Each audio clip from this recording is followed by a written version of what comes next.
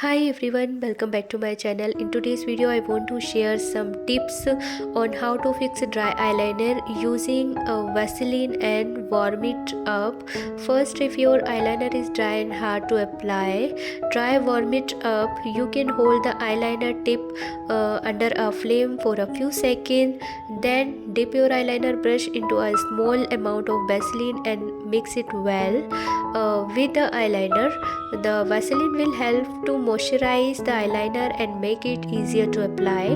Not only will this tip help to fix your dry eyeliner, but it will also give your eyeliner a glossy finish, which is perfect for a bold and dramatical look. Another great thing about using Vaseline is that it can also help to nourish and protect your eyelashes, so it's a win-win situations.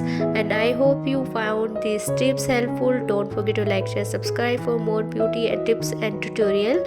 Till then, bye, take care guys, and thank you for watching my video.